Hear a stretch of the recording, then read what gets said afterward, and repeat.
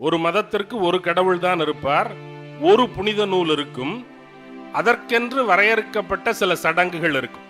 அந்த சடங்குகளை தாண்டி செய்ய முடியாது, அந்த கடவுளை தாண்டி வேறு கடவுளை வணங்க முடியாது, அந்த புனித நூலை தாண்டி வேறொரு புனித நூலை கருத முடியாது என்கிற இந்த கருத்தியல் காலனி ஆதிக்கத்திற்கு பிறகு நம்மிடம் வந்து சேர்ந்த கருத்தியல். நமக்கு இங்கே இருந்த மதங்களில் அப்படியான நடைமுறைகள் இல்லை.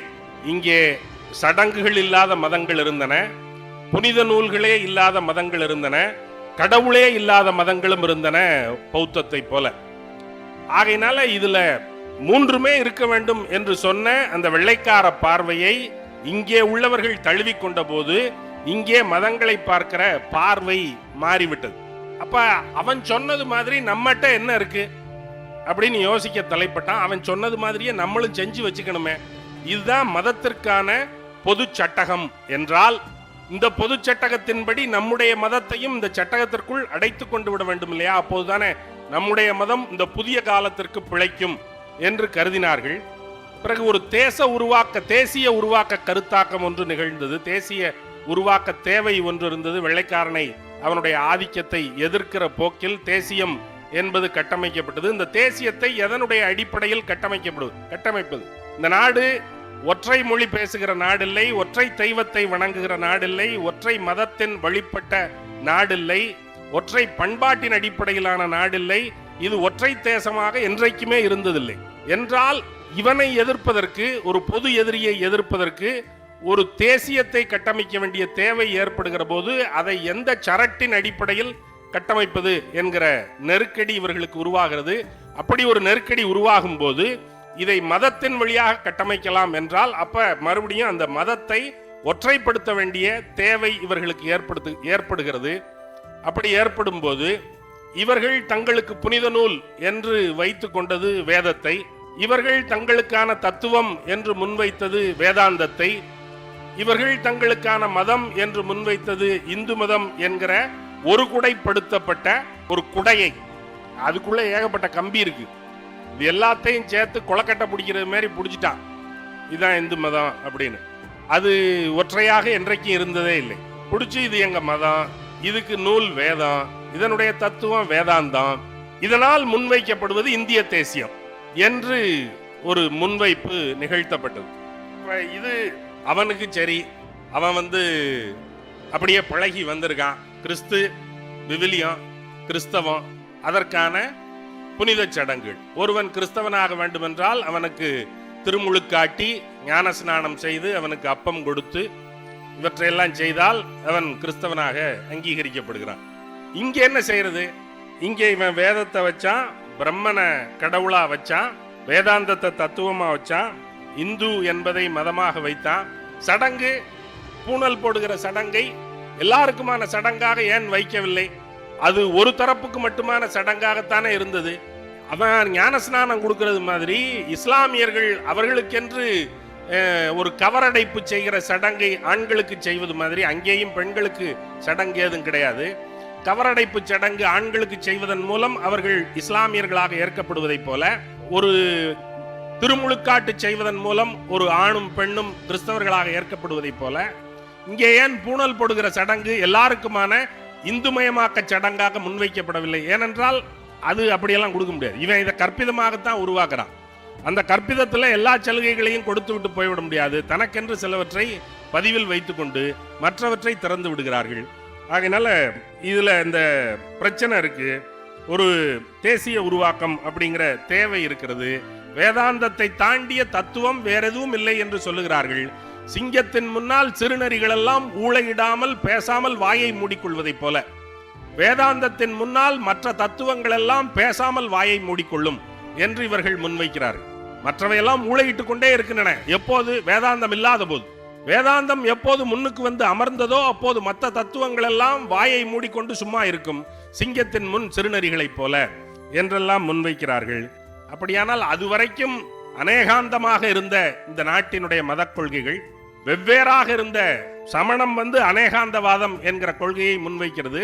உங்களுடைய கருத்து இருக்கலாம், அவருடைய கருத்து இருக்கலாம், இன்னொருவருடைய கருத்து இருக்கலாம், எல்லா கருத்துக்களிலேயும் கொஞ்சம் கொஞ்சம் உண்மை இருக்கலாம் என்று அந்த யானை தடவிய அந்த கதையை சொல்லுகிறார்கள். யானை கண்டவாதம் என்று அதை சொல்லலாம். யானையை 4 பார்வையற்றவர்கள் தடவி பார்க்கிறார்கள். ஒருவன் வயிற்றை தடவி பார்த்தவன் அது ஒரு பெரிய பானையை போல் இருக்கிறது என்று சொன்னான். காதை தடவி பார்த்தவன் அது ஒரு முரம் போல் இருக்கிறது என்று சொன்னான். தும்பிக்கையை தடவி பார்த்தவன் அது ஒரு மலைப்பாம்பை போல் இருக்கிறது என்று சொன்னான். காலை தடவி பார்த்தவன் அது ஒரு தூண் போல் இருக்கிறது என்று சொன்னான். இவற்றில் எது உண்மை? எல்லாவற்றிலேயும் கொஞ்சம் கொஞ்சம் உண்மை இருக்கிறது. யானையினுடைய துதிக்கை மலைப்பாம்பை போலத்தான் இருக்கிறது, ஆனால் அது மலைப்பாம்பில்லை. உண்மை இருக்கிறது, உண்மை இல்லாத நிலையும் இருக்கிறது. யானையினுடைய கால் தூணை போலத்தான் இருக்கிறது, ஆனால் அது தூண் இல்லை. யானையினுடைய வயிறு பானையை போலத்தான் இருக்கிறது, ஆனால் அது பானை இல்லை. யானையினுடைய காது முரத்தை போலத்தான் இருக்கிறது, ஆனால் அது முரம் இல்லை. என்றால் எல்லாவற்றிலும் கொஞ்சம் கொஞ்சம் உண்மை இருக்கிறது, முழு உண்மை கண்டறியப்படவில்லை. ஆகையினால் நாம் துண்டு துண்டான இடங்களில், துண்டு துண்டான காலங்களில், துண்டு துண்டான பின்புலங்களில் வாழ்கிற நமக்கு ஒரு ஒற்றை பேருண்மை என்பதை கண்டடைவதில் இருக்கிற நெருக்கடி பாடுகளை எல்லாம் கண்டுணர்ந்த சமணன் அப்படி ஒரு ஒற்றை பேருண்மையை கண்டுணர முடியாது. ஆகையினால் அவரவர்கள் கண்ட உண்மைகள் அவரவர்க்கு என்று சொல்லுகிற அந்த பன்மை நிலை இந்த நாட்டில் ரொம்ப நீண்ட காலத்திற்கு நிலவி வந்தது. வைணவத்தில் நம்மாழ்வார் என்கிற ஆழ்வார் சொல்லுகிறார், அவரவர் இறையவர், அவரவர் இறையவர் என்று ஒரு பாட்டு ஒன்று 4000 திவ்ய பிரபந்தத்தில் நம்மாழ்வார் திருவாய்மொழியில் வருகிறது. உங்களுடைய கடவுள் நீங்கள் எப்படி கருதினீர்களோ அப்படி நீங்கள் வைத்துக் கொள்ளலாம். அதன் வழியாக நீங்கள் எந்த வழியை சென்றடைகிறீர்களோ அந்த வழியை நீங்கள் சென்றடையலாம். நீங்கள் நினைத்த வழி குறைவானதில்லை, நீங்கள் அடைய நினைக்கிற இலக்கும் குறைவானதில்லை. உங்களை பொறுத்த வரைக்கும் அது உயர்ந்த நெறி, உங்களை பொறுத்த வரைக்கும் அது உயர்ந்த அடைவு. ஆகினால் உங்களுடைய அடைவை நீங்கள் வைத்துக் கொள்வதற்கு எல்லா வகையிலும் உரிமைப்பட்டவர்கள். என்னுடைய அடைவை நான் வைத்துக் கொள்வதற்கு எல்லா வகையிலும் உரிமைப்பட்டவன். நாம் இருவரும் ஒருவரை ஒருவர் சம்மதித்து உடனிருப்போம் என்று சொல்லுகிற அந்த நிலைதான் இங்கே இருந்தது. இவை எல்லாவற்றையும் ஒற்றைப்படுத்தி விட வேண்டும் என்று ஒரு தேசிய தேவைக்காக இதை எல்லாத்தையும் சேர்த்து இந்து மதம் என்று ஒற்றைப்படியாக பிடித்த போது, இது வெறும் இந்தியர்கள் பிராமணர்கள் மட்டும் தனித்து செய்த வேலை இல்லை. இதற்கு பிரிட்டிஷ்காரனும் வேலை செய்தான், ஜெர்மானியன் வேலை செய்தான். எல்லாருமாக சேர்ந்துதான் sacred book of the east என்று 50 தொகுதிகளை கொண்டு வந்தார்கள் மேக்ஸ் முல்லரினுடைய முன்னெடுப்பில். இதுக்குள்ள பிரிட்டிஷ்காரன் வேலை பார்த்திருக்கான். Sir William Jones Asiatic society என்று ஒரு நிறுவனத்தை நிறுவி, சமஸ்கிருதம் தான் இருக்கிறதுலே உயர்ந்த மொழி, வேதம் தான் இருக்கிறதுலே சிறந்த நூல், வேதாந்தம் தான் உலகத்திலேயே மிகச்சிறந்த தத்துவம் என்று நிறுவியதில் ராதாகிருஷ்ணனுக்கு இருக்கிற பங்கை போலவே வில்லியம் ஜோன்ஸுக்கு இருக்கிறது, அதை போலவே மேக்ஸ் முல்லருக்கு இருக்கிறது, அதை போலவே ஷோபனவருக்கு இருக்கிறது, அதை போலவே பால் டியூசனுக்கு இருக்கிறது. எல்லாருமாக சேர்ந்து நமக்கு ஒரு ஒற்றை மதத்தை உருவாக்க வேண்டிய தேவை இங்கே இருக்கிறவர்களுக்கு விடுதலை போராட்டத்திற்காக வேண்டி இருந்தது. அவனுக்கு என்ன வேண்டி இருந்தது? அவனு ஏன் இந்த வேலையில கல்லு சுமக்கிறதுக்கு வந்தான்? ஏன்னா இவங்களை எல்லாரையும் ஒன்று திரட்டி ஆள்வது அவனுக்கு தேவையாக இருந்தது. துண்டு துண்டாக இருக்கிறவனை ஆள்வதை விட ஒரு ஒன்றாக திரட்டப்பட்ட கூட்டமாக அவனை ஆள்வது என்பது எளிது. ஆகையினால துண்டு துண்டாக இருக்கிறவனை எல்லாம் ஒன்றாக திரட்டுவதற்கு ஒரு தத்துவ அடிப்படையில அவனும் சில காரியங்களை செய்தான், இவர்களும் செய்தார்கள். இப்படி ஒரு அமைப்பு உருவாக்கப்பட்டது, ஒரு ஒற்றை அமைப்பு. அந்த ஒற்றை அமைப்புக்கு எதிராக அந்த ஒற்றை அமைப்பு எப்படி எதிர்கொள்ளப்பட்டது? இங்க ஆட்டத்தின் விதி இதுதான். ஒருத்தன் பொது எதிரி, அவனை எதிர்க்கணும். அவனை எதிர்க்கிறதுக்கு நம்ம சிலவற்ற ஒரு சட்டகத்திற்குள் அடைத்துக் கொள்ள வேண்டும் என்று ஆட்டத்தின் விதி வகுக்கப்பட்டது. அவர்கள் வேதாந்தம், இந்து மதம், இந்து தேசியம் என்று வைத்தார்கள். இங்கே அதற்கு மறுதலையாக சைவத்தை கொண்டு ஒரு தேசியம் கட்டமைப்பதற்கான முயற்சிகள் நிகழ்ந்தன. இந்த சைவம் இதை எதிர்கொண்ட போது சைவ தமிழ் தேசியம் என்று ஒரு கருத்தியலாகவும் சைவ தேசியம் என்று ஒரு கருத்தியலாகவும் 2 வகையாக அதை எதிர்கொண்டது. சைவ தமிழ் தேசியம் என்பது தமிழ் நூல்களின் அடிப்படையில், தமிழ் சைவ கருத்தியலின் அடிப்படையில் ஒரு தமிழ் தேசியமாக அதை கட்டமைப்பது என்று அதை முன்னெடுத்தது. அப்படி முன்னெடுத்தவர்கள் வள்ளலார் மாதிரியான அறிஞர்களினுடைய அடிப்படை கருத்துக்களை வைத்துக்கொண்டு மறைமலையடிகளார் மாதிரியானவர்கள் சைவ தமிழ் தேசியம் என்று ஒன்றை கட்டமைப்பதற்கு முனைந்தார்கள். வள்ளலாருக்கு தேசியம் இல்லை. வள்ளலார் எல்லா தேசியங்களுக்கும் அப்பாற்பட்டவராக இருப்பதற்கு தான் விரும்பினார்.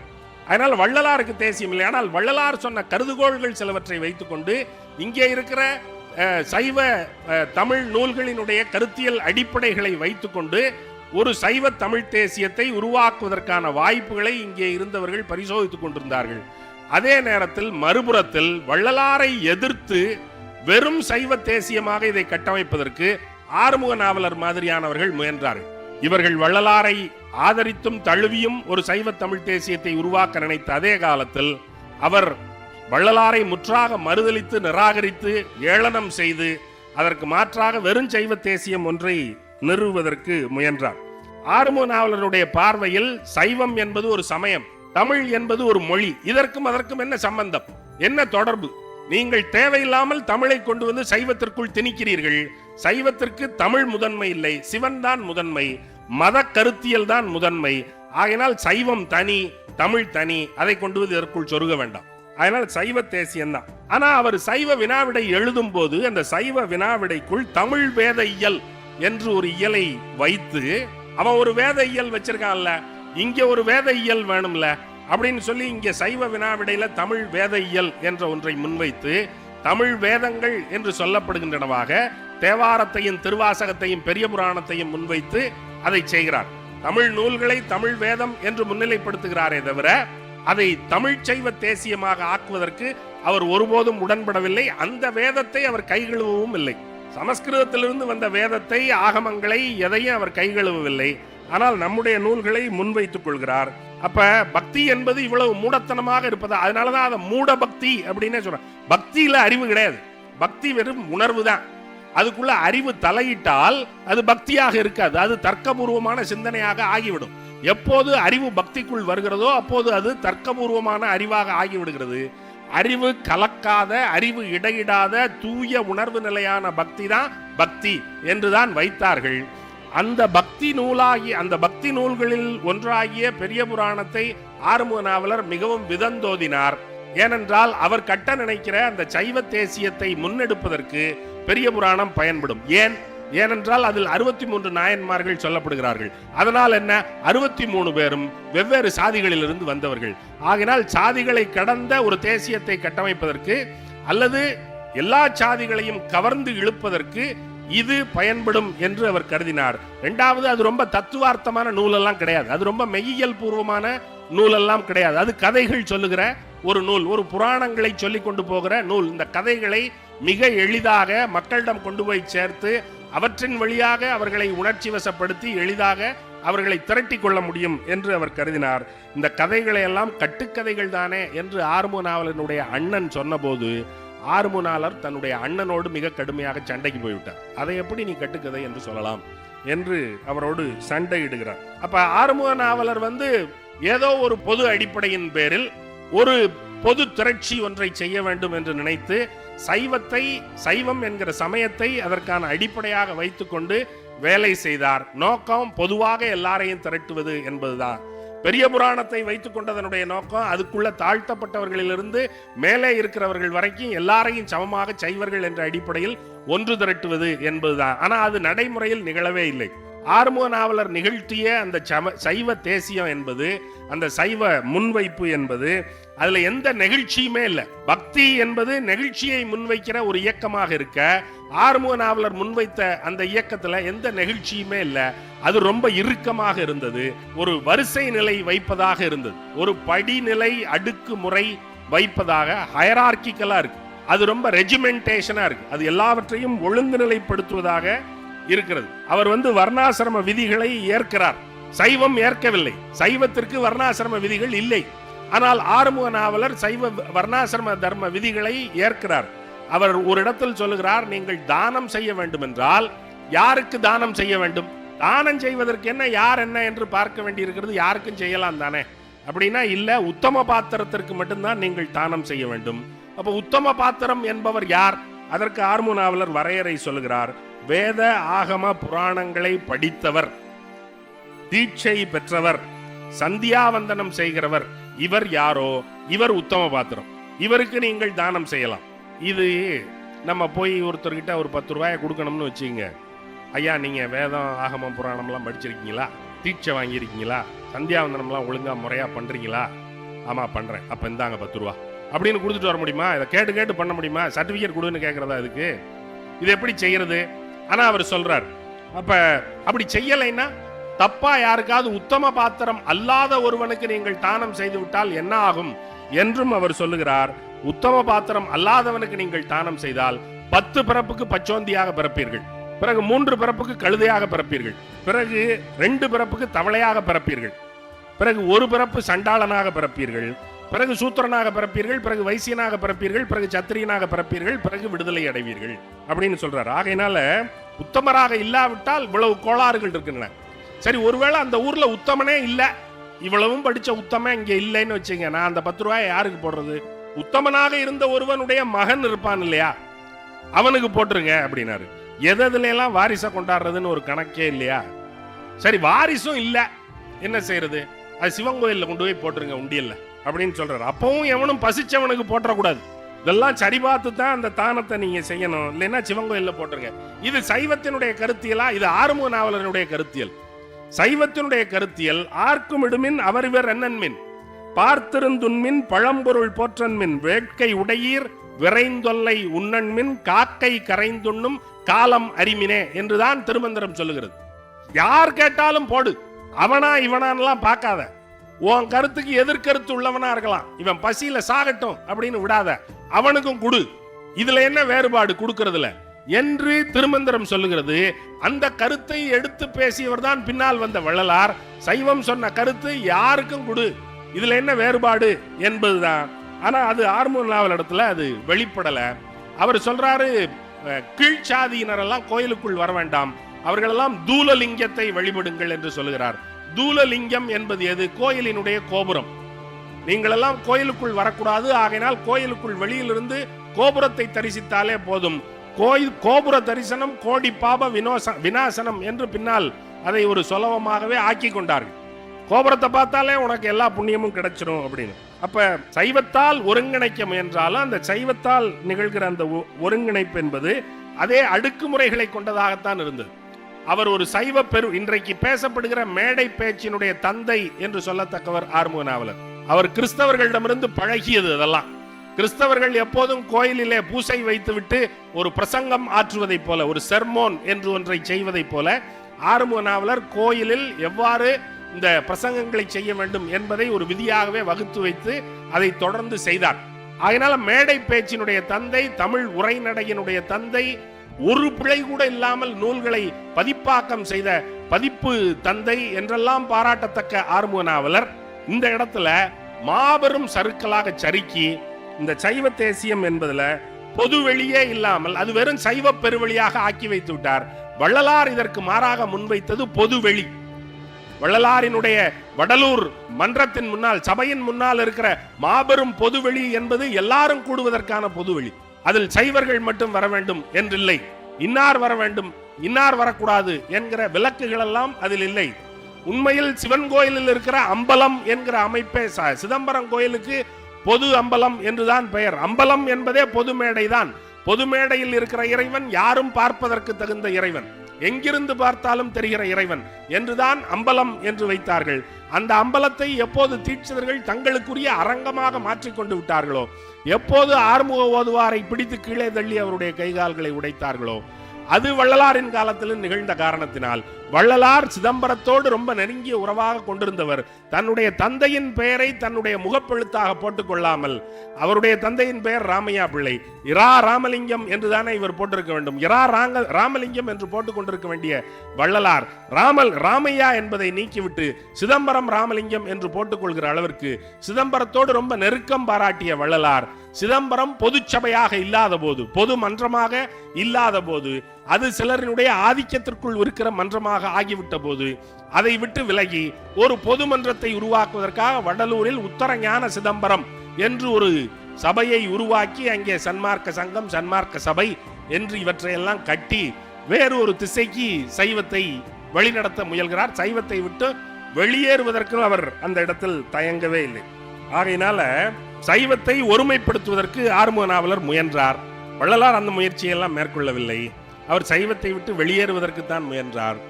ஆறுமுக நாவலர் ஒருமைப்படுத்த நினைத்த இந்த சைவத்திற்கு முன்னால் சைவத்தினுடைய நிலை என்ன? இந்த காலனி ஆதிக்கம் இங்கே வருவதற்கு முன்னால், இந்த குடியேற்றக்காரர்கள் இங்கே வருவதற்கு முன்னால் சைவம் இங்கே இருந்த நிலை என்ன என்று பார்த்தால் அப்போதும் சைவம் ஒரு ஒற்றை சைவமாக இல்லை. சைவம் வெவ்வேறு துண்டுகளாக இருந்தது. சைவத்தை ஒருங்கிணைக்கிற ஒரே ஒரு புள்ளி சிவன் மட்டும்தான். சிவன் என்கிற கடவுளை கும்பிடுகிறவனெல்லாம் சைவன். ஆனால் அந்த கடவுளை இங்கே எப்படி கும்பிடுவான், காஷ்மீரில் எப்படி கும்பிடுவான், கன்னியாகுமரியில் எப்படி கும்பிடுவான், காயாரோகணத்தில் எப்படி கும்பிடுவான், மகாராஷ்டிரத்தில் எப்படி கும்பிடுவான், வேறுபாடுகள் இருக்கின்றன. ஒற்றை சைவமாக இது என்றைக்கும் இருந்ததே இல்லை. சைவ சித்தாந்தத்திலேயே இதை பிரித்து வைத்து விட்டார்கள். புறப்புற சமயம் 6, புறச்சமயம் 6, அகப்புற சமயம் 6, அகச்சமயம் 6. புறப்புற சமயம் என்பவன் வேதத்தையும் ஏற்றுக்கொள்ளாதவன், ஆகமத்தையும் ஏற்றுக்கொள்ளாதவன். ஆகினால் ரொம்ப அயோக்கியம், வெளியில நெல்லு. புறச்சமயம் என்பவன் வேதத்தை ஏற்றுக்கொண்டவன், ஆனால் ஆகமத்தை ஏற்றுக்கொள்ளாதவன். ஆகினால நீயும் மோசம்தான், வெளியில நெல்லு. அகப்புற சமயம் என்பவன் வேதத்தையும் ஏற்றுக்கொண்டான், ஆகமத்தையும் ஏற்றுக்கொண்டான், ஆனால் நாம் சொல்லுகிற கருத்துக்களை ஏற்காதவன், அவன் கொஞ்சம் வேறு திரிபுகள் பேசுகிறவன். ஆகினால அகப்புற சமயம் உள்ளுக்குள்ளேயே வெளியில் என்று அவனை நிறுத்தினான். பிறகு அகச்சமயம் என்று வைத்துக் கொண்டான். அதிலேயும் 6. அகச்சமயம் நான் மட்டும்தானே இருக்க வேண்டும், என்னோடு சேர்த்து இன்னும் 6 பேர் இருக்கிறான். ஏன்னா அவன் நான் சொல்றது எல்லாத்தையும் ஒத்துக்கிறான், ஆனா நான் சொல்ற முடிவை ஏற்கல, முடிவை மட்டும் மாத்துறான், கிளைமாக்ஸை மட்டும் மாத்திட்டான். ஆகினால அவன் வேற என்று அகச்சமயங்கள் 6. அப்ப சைவ மதமே, சைவ சமயமே, சைவ சித்தாந்தமே இப்படியெல்லாம் வேறுபடுத்தித்தான் வைக்கிறது. ஏராளமான மதங்கள் இருக்கின்றன.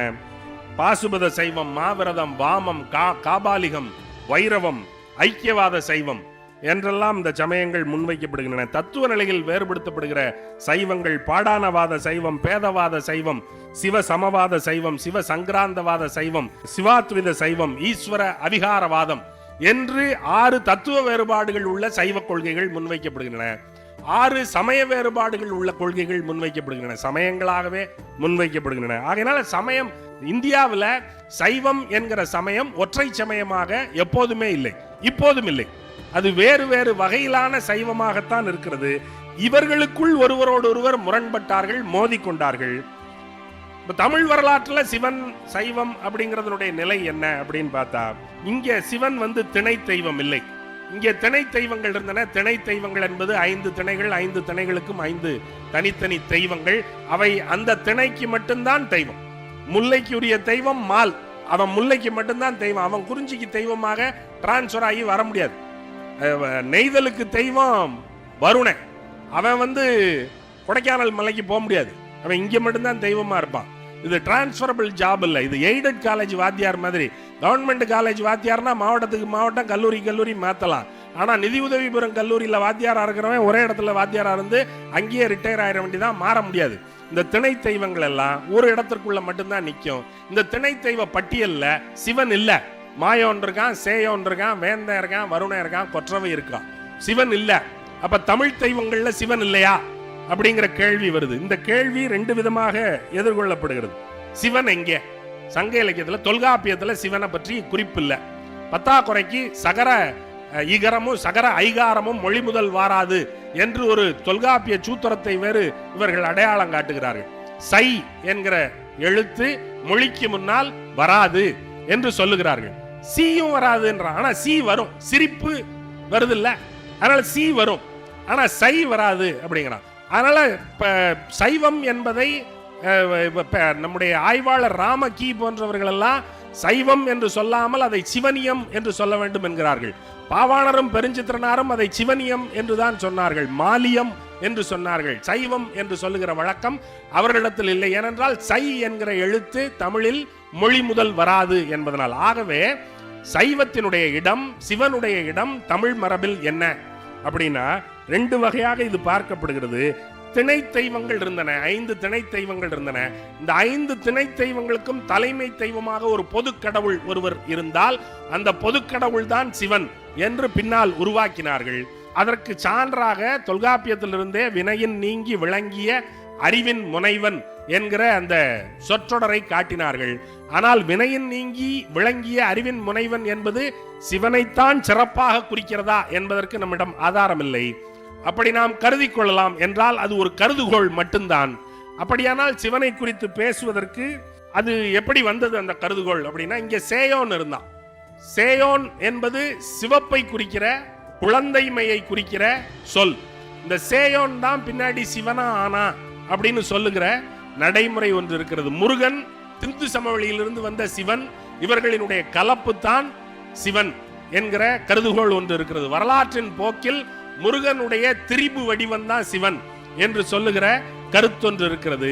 அது வைணவத்திலேயும் அந்த மாதிரியான ஒரு கருத்தொன்று இருக்கிறது. வாசுதேவன் என்று ஒரு கடவுளை வணங்கினார்கள், பிறகு கிருஷ்ணன் என்று ஒரு கடவுளை வணங்கினார்கள். வாசுதேவன் வேறு, கிருஷ்ணன் வேறு. இரண்டையும் ஒன்றாக்கிய போது அது நாராயணனாக ஆகி அது ஒரு முழு தெய்வமாக ஆகிவிட்டது. இப்படி கலப்புகளின் வழியாக புதிய தெய்வங்கள், பெருந்தெய்வங்கள் உருவாகி வந்தன என்று சொல்லுகிற ஆய்வு போக்கொன்று இருக்கிறது. இந்த சிவனுக்கு ஆறுமுகம் என்பது முருகனுக்கு சொல்லப்படுகிற பெயர். 6 முகங்கள் உடையவன் ஆகையினால் ஆறுமுகன்.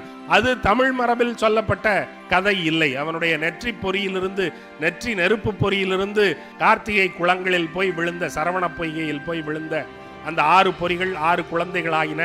கார்த்திகை பெண்கள் வளர்த்தார்கள். அவர்களை ஒருங்கு சேர்த்து உமை தழுவிய போது அவன் ஆறுமுகம் ஆகினான் என்று கதை சொல்லப்படுகிறது.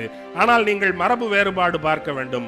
நமக்கு முருகன் என்பவன் கொற்றவையினுடைய மகன் தானே தவிர அவன் சிவகுமார் கிடையாது. சிவகுமார் பின்னாடி வந்த பேரு, அங்கேதான் சிவகுமார். நமக்கு இங்க பழையோள் குளவி தான் அவன், கிழவி மகன் தான், கிழவி குமாரன் தான் அவன். அங்கேதான் சிவகுமாரன். அப்ப அங்க இருக்கிற சிவகுமாரன் கதை இங்க இருக்கிற. அப்ப 6 முகம்ங்கிறதுக்கும் சிவனுக்கு 6 முகம் இருக்கு. சிவனுக்கு 6 முகம், 4 திசையை பார்த்து 4 முகம், மேலே பார்த்து 1 முகம், கீழே பார்த்து 1 முகம் என்று 6 முகங்கள் இருக்கின்றன. அதனால அறுமுக சிவன் பேரு. சிவனுக்கு 6 முகம், கார்த்திகேயனுக்கு, முருகனுக்கு 6 முகம். இப்ப இந்த கதைகள் எல்லாம் ஒன்றாக கலந்து மயங்குகின்றன. யாருடைய முகம் 6, எங்கிருந்து வந்தது 6? பேர் தமிழ் பெயரே தவிர எனக்கு இடப்பட்டிருக்கிற பெயர் அது என்னுடைய பாட்டையாவினுடைய பெயர் என்பதனால் எனக்கு இடப்பட்டது. நம்ம ஐயா சொன்னாரு, ஐயா அப்படின்னா நீங்க ஒருமுகத்தமிழன்னு மாத்திக்கிட்டுங்க பேரை. ஆறுமுகத்தமிழன்கிறத பேசாம ஒருமுகத்தமிழன்னு மாத்திக்கிட்டுருங்க, தமிழ் மரபுக்குள்ள வந்துருங்க. ஐயா நான் ஆறுமுகம்ங்கிறது முருகன் பேருங்கிறதுக்காக வச்சுக்கல, அது எங்க ஐயா பேருங்கிறதுக்காக எனக்கு வச்சிருக்காங்க. எங்க ஐயா பேர் விளங்குறதுக்காக அது இருக்கு அப்படின்னு. குன்றக்குடியில் இருக்கிற முருகனுக்கு பேர் ஆறுமுக வேலை. அப்ப இந்த கதைகள், இவை ஒருங்கிணைந்த தன்மை, இவையெல்லாம் இது தமிழ் மரபில் வந்தது என்றால், இன்னொரு பக்கம் சிந்து சமவெளியிலிருந்து வந்த, சிந்து சமவெளியில் இருந்தவனும் தமிழன் தான், சிந்து சமவெளியில் இருந்தவனும் நம்மால் தான். அங்கே இருந்தபோது அவன் வழிபட்ட அந்த ஆதி யோகி என்கிற அந்த அமைப்பு, அந்த சிந்து சமவெளியில் கிடைத்த அந்த முத்திரைகள்ல, அந்த இண்டஸ் வேலி சீல்ஸ்ல ஒருத்தன் ஒரு யோக ஆசனத்துல ஓக இருக்கையில் அமர்ந்து தலையில் ஒரு இரட்டை கொம்பு கிரீடம் வைத்துக்கொண்டு சுற்றி விலங்குகள் சூழ காட்சி அளிக்கிற ஒரு உருவம் ஒன்று காணப்படுகிறது. அதை பசுபதி என்று சொல்லுகிறார்கள். பிறகு சிந்து சமவெளியினுடைய லோத்தால் மாதிரியான, குஜராத்தை சேர்ந்த லோத்தால் மாதிரியான இடங்களில் சின்ன சிவலிங்கங்கள் கண்டெடுக்கப்பட்டிருக்கின்றன. ஆகையினால் சிவ வழிபாடு என்பது சிந்து சமவெளியிலிருந்து வந்தது. அந்த சிந்து சமவெளியிலிருந்து வந்த தெய்வம் இங்கே இருக்கிற திணை தெய்வங்களுக்கெல்லாம் தலைமை தெய்வமாகியது என்று சொல்லுகிறார்கள். முருக வழிபாடும் சிந்து சமவெளியிலேயே இருந்தது என்று PL சாமி தன்னுடைய நூலில் குறிக்கிறார். முருக வழிபாடு களம் எழுதுவது, அதிலே செவ்வலரி பூக்களை பரத்துவது, பிறகு பூசாரியை வைத்து பூசை வெறியாட்டுவது, 7 பெண்கள், சேவல் என்பவற்றையெல்லாம் வரைந்து வைத்திருக்கிற அந்த முத்திரை சிந்து சமவெளியிலேயே கிடைத்திருக்கிறது. ஆகையினால் முருக வழிபாடும் சிந்து சமவெளியிலிருந்து வந்தது. முருக வழிபாடும் சிவ வழிபாடும் ஒன்றோடு ஒன்று மயங்கி கலந்து, சேயோன் சிவன் என்பது இரண்டும் வேறு வேறல்ல, அப்பன் தான் மகன், மகன் தான் அப்பன் என்கிற நிலையிலேயே அதை பார்க்க முடியும் என்று சொல்லுகிறார்கள். இது ஒரு பக்கம் இருக்க, இந்த லிங்க வழிபாடு இருக்கிறது இல்லையா, இதை வைதீக வழிபாடு என்று நம்பி இதை கைவிட தலைப்படுகிற நிலையும் இப்போது இருக்கிறது. சைவம் என்பது வைதீகத்திலிருந்து வந்தது என்று வைதீகர்கள் திரும்ப திரும்ப சொல்லுகிறார்கள். ரிக்வேதத்தினுடைய நடுப்பாகமாக இருக்கிற ஸ்ரீருத்ரம் என்பதில் நம சிவாயச்ச சிவதராயச்ச என்று வருவதனால் நாங்கள் தான் சிவத்தை உங்களுக்கு அறிமுகப்படுத்தினோம் என்று அவர்கள் சொல்லுகிறார்கள். ஆனால் நாம் வழிபடுகிற இந்த லிங்க வடிவத்தை அவர்கள் சிஸ்ன தேவா என்று தூற்றி இருக்கிறார்கள். அதே ரிக்வேதத்தில் 2 இடங்களில் சிஸ்ன தேவா என்று அது பழிக்கப்படுகிறது. சிஸ்ன தேவா என்றால் ஆண்குறி கடவுள் என்று அதற்கு பெயர். ஃபாலிக் வர்ஷிப்பர்ஸ் என்று இவர்களை திட்டுகிறார்கள். யாரெல்லாம் இந்த சிஸ்ன தேவதையை கும்பிடுகிறானோ, சிஸ்ன தேவாவை கும்பிடுறவன் அவன் opponents to Vedic sages, barbarians, one who sports with his generative organ அப்படிங்கிறான். தன்னுடைய இனப்பெருக்க உறுப்போடு விளையாடுகிறவன் எவனோ, அதை தெய்வ நிலைக்கு கொண்டு சென்றவன் எவனோ, அப்படிப்பட்ட காட்டு மிராண்டி தான் இங்கே இருக்கிறவன் எல்லாம். ஆகையினால இந்திரா அந்த காட்டு மிராண்டி பயல்களை எல்லாம் போட்டு தள்ளக்கூடாதா அப்படின்னு இந்திரனுக்கு விண்ணப்பம் வைக்கிறான். அப்ப இந்த சிஸ்ன தேவதையை நீங்க எதுக்குடா கும்பிட்டிய? சிஸ்ன தேவதை எங்களுடையது, அது ரொம்ப இழிவானது, நாங்கெல்லாம் ரொம்ப அசிங்கம் பிடிச்சவங்க, இந்த அசிங்கம் பிடிச்சவங்களுடைய சிஷ்ண தேவதையை நீங்க எதுக்கு உள்ளுக்குள்ள இருந்து பூசை பண்ணி கும்பிடுறிய? விட்டுட்டு வெளியேற வேண்டியதானே. அப்ப இதுக்கும் உங்களுக்கு என்ன சம்பந்தம்? சைவத்தை வைதிக மரபு சுத்தமா ஏற்கல, அது திரும்ப திரும்ப வெளியில் தள்ளி கொண்டே இருக்கிறது. அவர்களுடைய அடிப்படை மரபு ஐயா சொன்னதை போல வேள்வி மரபு மட்டும்தான். அந்த வேள்வியில யார் அவன் கும்பிட்டான்? வேள்வி செய்வதன் வழியாக யார் அவன் கும்பிட்டான்? அவன் அக்னியை கும்பிட்டான். ஒவ்வொன்றுக்கும் ஒரு டிபார்ட்மெண்டலைஸ்டு கார்டு ஒன்று வச்சிருந்தான். எல்லாத்துக்கும் தனித்தனியாக நிதியமைச்சர் மாதிரி, உள்துறை அமைச்சர் மாதிரி எல்லாத்துக்கும் ஒவ்வொரு சாமியை வச்சிருந்தா. அந்த சாமிகளுக்கு உங்களுக்கு என்ன தேவையோ அந்த சாமியை கூப்பிட்டு அதுக்கு ஒரு பூசையை போட்டு அதுக்கு ஒரு யாகத்தை நடத்தி அதுக்குள்ள அவிர்ப்பாகத்தை போட்டால் அந்த கடவுள் நிம்மதி அடைந்து உங்களுக்கு வேண்டியவற்றை கொடுப்பார் என்று அவர்கள் முன்வைத்தார்கள். இதில் சிவன் எங்கே வருகிறார்? சிவன் வரல. சிவனுக்கு அவங்க வச்சிருந்த பேரு ருத்ரன். ருத்ரன்கிற பேரு ரோதனை அப்படிங்கிற பேர்ல இருந்து வருது. உன்னோட பெரிய ரோதனையா போச்சுரா அப்படின்னு நம்ம சொல்றோம்ல. ரோதனைனா பெரிய துயரமா இருக்குடா, உன்னோட துன்பம் பிடிச்சவனா இருக்க நீ அப்படின்னு சொல்றோம்ல. ரோதனைனா அழுதுகிட்டே இருக்கிறது, ஊழையிட்டுக்கிட்டே இருக்கிறது. சிவனுக்கு வைத்த பெயர் ருத்ரன். ருத்ரன் என்பது ரோதனை என்பதிலிருந்து வருகிறது. ரோதனை என்றால் ஊழை, ஊழையிட்டு கொண்டே வருகிற கடவுள் எதுவோ அதுதான் ருத்ரன். அதைத்தான் சிவனோட ஒருங்குபடுத்தினாங்க பின்னாடி. அப்ப சிவன் மேல என்ன மரியாதை இருக்கிறது இவர்களுக்கு? இவர்கள் நடத்திய வேள்வியை சைவம் அங்கீகரிக்கவில்லை. சைவத்துல வேள்வி கிடையாது. சைவம் வேள்வியை மறுதளிக்கிறது. இவர்கள் வேள்வி நடத்திய போது வேள்வியில சிவ முதன்மை கிடையாது, கடவுள் முதன்மை கிடையாது. வேள்வி மட்டுமே எங்களுக்கு போதும், சடங்கு மட்டும் எங்களுக்கு போதும். வெறும் சடங்குகளால் ஆன சமயம் வைதிக சமயம். வெறும் சடங்கு மட்டும் செஞ்சா போதும், எங்களுக்கு வேணுங்கிறதெல்லாம் கிடைச்சிரும். இதுக்கு எதுக்குடா கடவுள் அப்படின்னு கடவுளை தூக்கி போட்டான். கடவுளை தூக்கி போட்டது இங்க இருக்கிற நாத்திக மரபுகள் கடவுளை தூக்கி போட்டது மாதிரியான காரியம் அல்ல. கடவுளை தூக்கி போட்டு விட்டு சடங்கு இருக்கு, சடங்கு போதும், சடங்கின் வழியாக வேண்டியதெல்லாம் கிடைக்கும், ஆகையினால கடவுள் தேவையில்லை என்று தூக்கினார்கள். ஆனால் இங்கே இருக்கிறவர்கள், சைவத்தில் இருக்கிறவர்கள், சடங்கு தேவையில்லை, கடவுள் போதும் என்று முன்வைத்தார்கள். அந்த அடிப்படையிலிருந்து வந்ததுதான் பக்தி. அப்ப அந்த கடவுள் முன்னெடுக்கப்படும் போது சிவன் பிச்சாண்டி கோலத்துல ஒரு வேள்விக்கு முன்னால் போகிறார்.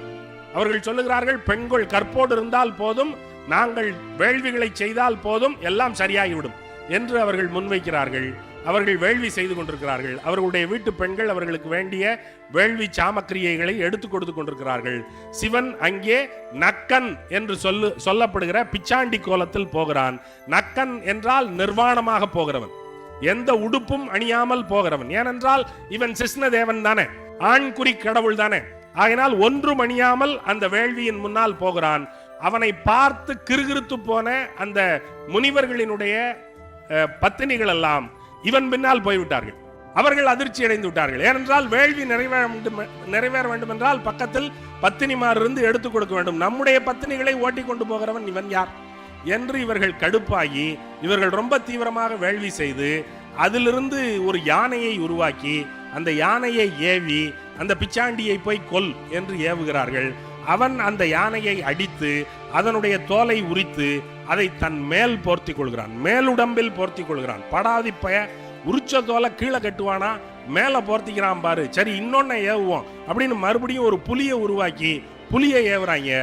புலி கொல்ல வருது. இவர் புலியை அடிச்சு அதனுடைய தோலை உரிச்சு இடுப்புல கட்டுறாரு. இப்ப கொஞ்சம் பிரச்சனை தீந்துருச்சு. அடுத்தடுத்து ஈட்டி அனுப்புறாங்க, மானை அனுப்புறாங்க, எல்லாத்தையும் பிடிச்சி கையில வச்சுக்கிட்டாரு. ஒன்னும் நடக்கல. அப்புறம் இவங்களுடைய யாகத்தை குலைக்கிறதுக்கு இன்னொரு மரபுல இருந்து பெருமாள் மோகினி அவதாரம் எடுத்து அவங்களுக்கு முன்னாடி அழுக்கி குலுக்கி நடந்த உடனேயும் இவங்க செய்யற வேள்வியை விட்டு பெருமாள் பின்னாடி போயிட்டாங்க மோகினி அவதாரத்துல. அப்ப எது நீங்க உங்க வேள்வியெல்லாம் வச்சு நீங்க என்னத்தடா அடைவீங்க? எல்லாம் சிங்கார பெண் கண்டால் ஞானம் போச்சே அப்படின்னு சித்தர் மரபுல சொன்ன மாதிரி எல்லாத்தையும் தூக்கி போட்டு பின்னாடி போயிட்டான். அப்ப இது எல்லாம் நீ ஒரு தனி கடவுள் இல்லாம அதன் மேல அன்பு சார்ந்த ஒரு நெறி இல்லாம நீ வெறும் சடங்கை மட்டும் செய்வேன்னு சொன்னா அந்த சடங்க சைவம் ஏற்கல. சடங்க சைவம் முற்றிலுமாக மறுதளிக்கிறது. சைவம் ரொம்ப செல்வாக்குடைய சமயமாக ஆகிவிட்டது. அது பழங்குடியினரால் வழிபடப்பட்ட வழிபாட்டு முறைமை. அது இங்கே இருந்தவர்கள் எல்லாராலும் செல்வாக்கோடு ஆதரிக்கப்பட்ட ஒரு முறைமை. ஆகையினால் அதை தள்ள முடியல, ஏற்றுக்கொண்டான். ஐயா சொன்ன மாதிரி எப்போதும் அவன் எதையும் தள்ள மாட்டான், அதுக்கு மேல போய் அவன் உட்கார்ந்துக்குவான். அப்படி சைவத்தை அவன் எடுத்துக்கிட்டான். சைவத்தை எடுத்துக்கிட்டு கிருஷ்ண தேவதையா இருந்தாலும் பரவாயில்ல, நாங்களே அதை கழுவி குளிப்பாட்டி கும்பிட்டுக்கிறோம் அப்படின்னு உள்ளுக்குள்ள வந்துட்டான். அவன் என்ன சொல்றான், ரெண்டு வடிவம் இருக்கு இறைவனுக்கு. ஒன்னு ருத்ரன், இன்னொன்னு சிவன். ருத்ரங்கிறவன் மேலிக்னன்ட், சிவன்கிறவன் பினைனன்ட். அப்படின்னா ருத்ரன்கிறவன் ரொம்ப கோபமான, எல்லாத்தையும் அழிக்கிற, அழிவை செய்கிற கடவுள். சிவன் என்பவன் எல்லாருக்கும் அருளை செய்கிற மங்களகரமான கடவுள். அதனால சிவன்கிற சமஸ்கிருத சொல்லுக்கே மங்களகரமான என்றுதான் பொருள். ஆகையினால் ரெண்டாக்கி சௌகரியமாக தங்களுக்கும் வழிபடும் கடவுளாக ஆக்கி கொண்டார்கள். வைதீகம் சைவத்தை கைப்பற்ற முயன்ற போது சைவம் அதை எதிர்த்தது. எதிர்த்தனுடைய விளைவாக லகுலீச பாசுபதம் என்கிற ஒரு புதிய சைவ நெறி ஒன்று உருவாகிறது குஜராத்தில். குஜராத்ல இருந்து நல்லதும் நடக்கும், கெட்டதும் நடக்கும். அப்படி நடந்த நல்லதுகள்ல ஒண்ணு இந்த வைதீக ஆதிக்கத்தை எதிர்த்து வந்த லகுலீச பாசுபதம் என்கிற இந்த மதம். அவர் சொல்றாரு, இறைவன் சொன்னாரா, நான் செத்த பிணத்தின் மேல் ஆரோகணித்து அவதாரமாக வருவேன் அப்படின்னு சொல்லி செத்த பிணத்தின் மேல் ஏறி வந்த அவதாரம் தான் லகுலீசர் என்று சொல்லுகிறார்கள். லகுலீசர் பிறப்பினால் பிராமணர், ஆனால் செத்த பிணத்தின் மேல் ஏறி வந்த சிவனுடைய அவதாரம் என்று கதைகள் சொல்லுகின்றன. அந்த செத்த பிணத்தின் மேல் ஆரோகணித்து வந்ததனால் அவர் பிறந்த அந்த இடத்திற்கு காயாவரோகணம் என்று பெயர் வைத்துக் கொண்டார்கள். காயாவரோகணம் என்ற பெயரை ஒரு பிராமணனும் வைத்துக் கொண்டதில்லை. பிராமணனாக பிறந்த ஒருவர் அவருடைய பெயரை ஒரு பிராமணரும் வைத்துக் கொண்டதில்லை. காயாவரோகணம் என்கிற பெயரை நம்முடைய ஆட்கள் தான் வைத்துக் கொண்டார்கள். காயாவரோகணம் என்கிற பெயரை இங்கே இருக்கிற தலங்களுக்கெல்லாம் வைத்தார்கள். திருநாகை காரோணம், கட்சி காரோணம் என்றெல்லாம் அந்த காரோணம் என்கிற பெயரை திரும்ப திரும்ப வைத்தார்கள். இது இந்த அவதாரம் எடுக்கிற பழக்கமே சிவனுக்கு கிடையாது. வைணவத்துல தான் அவதாரம் உண்டே ஒழிய சைவத்துல அவதாரம் கிடையாது. ஆனால் இவர் அவதார கருத்தியல் ஒன்றோடு வருகிறார். இறைவனின் பெயரால் ஒரு எதிர்ப்பை எப்போதும் எதிர்ப்பை செய்கிற போது சொல்லுகிறவன் யார் என்று பார்ப்பார்கள். நான் தான் சொல்லுகிறேன், நான் ஒரு சாமானியன் என்று சொன்னால் யாரும் ஏற்க மாட்டார்கள். நான் தான் இறைவனுடைய அவதாரம், நான் சொல்லுகிறேன், நீங்கள் எல்லோரும் கைலாசத்திற்கு வாருங்கள், நான் தான் பரமசிவன், உங்களுக்கெல்லாம் முக்தி தருகிறேன் என்று சொன்னால் அதை 10 பேர் கேட்பார்கள். ஆகையினால் இவர் அவதாரம் என்று சொல்லிக் கொண்டு வந்தார். இவருடைய அடையாளம் என்ன அப்படின்னு பாத்தீங்கன்னா, கையில கட்டுவாங்கம் வைத்திருப்பார். கட்டுவாங்கம் என்பது என்ன? ஒரு எலும்பு தடி, எலும்பினால் ஆன தடி, அதன் மேல் ஒரு மண்டையோடு சொருகப்பட்டிருக்கும். கதை என்று ஒன்றை ஆஞ்சநேயர், பெருமாள் எல்லாம் வைத்திருக்கிறார்கள் இல்லையா? மண்டை உருண்டையா இருக்கும், ஒரு கைப்பிடியோட உருண்டையான மண்டையோட கதை என்று ஒரு ஆயுதம். அந்த ஆயுதத்தை வேறாக்கி ஒரு எலும்பு தடி, அதன் மேல் வைக்கப்பட்ட மண்டையோடு இது ஆயுதம். அவர் அம்மணமாக நிற்பார். அவருடைய ஆண் குறி நிமிர்ந்த நிலையில் இருக்கும். உடம்பெல்லாம் சாம்பலை பூசி இருப்பார், சுடுகாட்டு சாம்பல். கையில் அந்த தடி வைத்திருப்பதனால் அவருக்கு லகுடபாணி என்று பெயர். லகுடம் என்ற சொல் இன்றைக்கும் ரொம்ப சர்வசாதாரணமாக ஒரு கெட்ட வார்த்தையாக இப்போதும் புழங்கப்படுகிற ஒரு சொல் தான். லகுடம் என்பது ஒரு தடி. அந்த லகுடத்தோடு அவர் இருப்பதனால் லகுடபாணி என்று சொல்லப்படுகிறார். அம்மணமாக நிமிர்ந்த குறியோடு நிற்கிற ஒரு இறைவனை குறித்து பிரம்மசூத்திரத்திற்கு உரை எழுதிய பகவத்பாதராகிய சங்கராச்சாரியார் அவர் அதை சொல்லுகிறார். பத்யு அசம்மஞ்சாப்யாத். 25 லட்சம் தடவை ஒரு மந்திரத்தை நீங்க சொன்னீங்கன்னா நீங்க பிராமணன் ஆயிருவீங்க அப்படின்றான். 25 லட்சம் தடவை ஒரு மந்திரம் சொன்னா நீங்க பிராமணன் ஆயிருவீங்க அப்படிங்கிறான். 25 லட்சம் ரூபா கொடுத்தா நான் ஒரு பேராசிரியர் ஆகலாம். 25 லட்சம் கொடுத்தா நான் பிராமணனாவும் ஆக முடியுமா? சரி, நான் ஏன்பா பிராமணன் ஆகணும்? நான் ஏன் பிராமணன் ஆகணும்? நான் சூத்திரனாவே இருந்தா என்ன அப்படின்னா, சூத்திரன் என்பவன் கால் உள்ள சுடுகாடு அப்படின்னு திரும்பவும் சங்கர பகவத் பாதாள் பிரம்மசூத்திரத்திற்கு எழுதின உரையில சொல்லப்படுது. சூத்திரன் என்பவன் கால் உள்ள மயானம், மொபைல் கிரிமட்டோரியம், மொபைல் சுடுகாடு அப்படின்னு சொல்றான். ஆகையினால அவன் சுடுகாடுன்னு சொன்னால, அப்ப சுடுகாட்டை கொண்டாடு. சுடுகாடு தான் நமக்கு வழிபாட்டு தலம். சுடுகாட்டில் இருக்கிற சாம்பலை அள்ளி பூசிக்க, சுடுகாட்டில் இருக்கிற மண்டை ஓட்டை மாலையா போட்டுக்க அப்படின்னு கொண்டாடுனா. இங்க 5 மயானங்கள், 12 ஜோதிர்லிங்கங்கள் சொன்னால, இவன் 5 மயானம் சொல்றான், 5 சுடுகாடு சொல்றான். கச்சி மயானம், காளி மயானம், வீழி மயானம், நாலூர் மயானம், கடவுர் மயானம். காளிங்கிறது சீர்காழி, கச்சிங்கிறது காஞ்சிபுரம், வீழிங்கிறது திருவிழி மிளலை, நாலூர் என்பது கும்பகோணம், கடவுர் என்பது திருக்கடவுர். 5 மயானங்களையும் கொண்டாடுகிறார்கள். மயானத்தை கொண்டாடுவது, நான் மயானமாவே இருந்துக்கிறேன்ப்பா, நான் மாசானம்னு பேர் வச்சுக்குவேன், சுடுகாடுன்னு பேர் வச்சுக்குவேன்ப்பா, நான் சுடுகாட்டை கொண்டாடுவேன். நீ காலுள்ள சுடுகாடுன்னு நீ சொன்னீங்கன்னா நான் சுடுகாட்டை கொண்டாடுவேன், சுடுகாட்டையே எனக்கு பேராகவும் வைத்துக் கொள்வேன் என்று சொல்லுகிறது. அப்ப இவற்றில் தமிழ் சமூகம் எடுப்பது என்ன? இந்த சைவத்தை கொண்டு ஏராளமான பிரிவுகள் முரண்களோடு வருகிற இந்த சைவத்துல தமிழ் சைவம் எடுத்து முன்வைக்கிற மரபு எது அப்படின்னா, தமிழ் சைவம் 2 தேர்வுகளை முன்வைக்குது. 2 விதமாக பிரிந்து நிற்கிறது. தமிழ் சைவமும் ஒரு ஒற்றை சைவம் இல்லை. தமிழ் சைவமும் 2ஆக பிரிந்துதான் இருக்கிறது. ஒன்று வேத ஏற்பு சைவம், இன்னொன்று வேதத்தின் மேல் பாராமுகம் காட்டுகிற சைவம். வேதத்தை சைவம் வெளிப்படையா மறுக்கல, சில பேர் மறுத்தான் பின்னாடி. சித்தர்கள் காலத்திற்கு பிறகுதான் வெளிப்படையாக வேதத்தை மறுக்கிற எதிர்க்கிற அந்த மரபு சைவத்திற்குள் வந்தது. அதற்கு முன்பு வரைக்கும் ஒன்று வேத ஏற்பு சைவம், அல்லது வேதத்தை கண்டுகொள்ளாமல் இருக்கிற, வேதத்தை பொருட்படுத்தாத அலட்சியம் செய்கிற பாராமுக சைவம் ஒன்று. வேதத்தை ஏற்கும் சைவத்தினுடைய வாரிசாக திருஞான சம்பந்தர் வருகிறார். வேதம் தமிழ் செய்த என்று சொல்லிக் கொள்கிற திருஞான சம்பந்தர் வருகிறார். திரும்ப திரும்ப இவன் தமிழ்ல சொன்னதெல்லாம் வேதத்துல இருக்கிறதான் சொன்னான்னு வைணவனும் சொல்றான், சைவனும் சொல்றான்.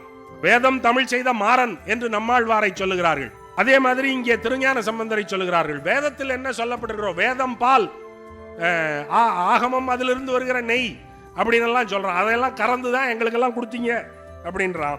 இன்னொரு பக்கம் வேதத்தை பாராமுகமாக இருந்து வேதத்தை பொருட்படுத்தாமல் கடந்து செல்வது என்கிற தரப்பில் அப்பரும் திருமூலரும் வருகிறார்கள். அப்பர் வேறு மரபு. அப்பரும் திருஞான சம்பந்தரும் ஒன்றாக சேர்ந்து பல்வேறு வேலைகள் செய்ததாக கதைகள் சொல்லப்படுகின்றன. பெரிய புராணம் சொல்லுகிறது, அப்பர் திருமறை காட்டில் இருக்கிற கதவை திறப்பதற்கு பாடினார். 10 பாட்டுகள் பாடினார். 10 பாட்டுகள் பாடித்தான் கதவு திறந்தது. ஆனால் திருஞான சம்பந்தர் அந்த திருமறை காட்டின் கதவுகள் மூடுவதற்கு 1 பாட்டு பாடினார். கதவு மூடிக்கொண்டு விட்டது. அப்படியானால் நான் 10 பாட்டிற்கு உழைக்க வேண்டும், அவர் 1 பாட்டிற்கு உழைத்தால் போதுமா என்று இவர் வருத்தப்பட்டார் என்றெல்லாம் கதைகள் சொல்லப்பட்டன. இறைவன் இல்ல, நீ பாடின தமிழ் நல்லா இருந்துச்சு, அதனால ஒரு 10 பாட்டு பாடட்டும் கேட்போம் அப்படிங்கிறதுனால விட்டேன் அப்படின்னு சொன்னாருன்னு சமாதானம் எல்லாம் சொல்லுகிறார்கள். ஆனால் அப்படி இல்லை. அப்பருக்கு வழங்கப்பட்ட, சம்பந்தருக்கு வழங்கப்பட்ட முதன்மை அப்பருக்கு வழங்கப்படவில்லை. 4வர் என்று வைக்கப்படுகிற மரபில் திருஞான சம்பந்தர் தான் முதல் ஆளாக வைக்கப்படுகிறார். திருஞான சம்பந்தருக்கு 16 வயது, அப்பருக்கு 80ற்கு மேற்பட்ட வயது. அப்படியானால் 2 பேரும் சமகாலத்தவர்கள். அப்படியானால் அப்பரைத்தானே முன்னால் வைக்க வேண்டும், அப்பர் தானே மூத்தவர் என்றால் இவர்கள் அதற்கு புது விளக்கம் சொன்னார்கள்.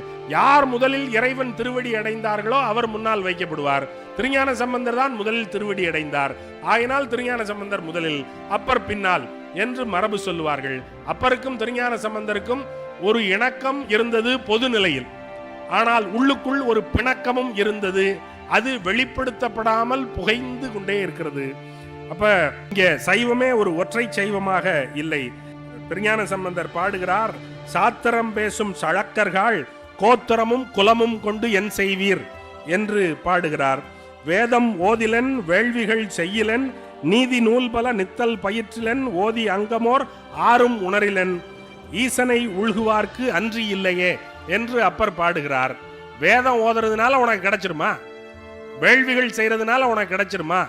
உனக்கு அன்பு இல்லைன்னா உனக்கு ஒண்ணுமே கிடைக்காது என்று அன்பை முன்வைக்கிற ஒரு மரபை, சடங்கை மறுக்கிற, வேள்வியை மறுக்கிற, வைதிக கருதுகோளை மறுக்கிற, வெறும் அன்பை, எல்லாருக்கும் எட்டக்கூடிய அன்பை, பக்தியின் மேல் வைக்கப்படுகிற விமர்சனங்கள் எல்லாம் நியாயம் இருந்தாலும் கூட பக்திக்கு இன்னொரு பக்கம் இருக்கிறது. இந்த சடங்குகள் எல்லாரும் செய்ய முடிந்த சடங்குகள் இல்லை. இந்த சடங்குகள் பாதி பேரை தூக்கி வெளியில் வைக்கின்றன.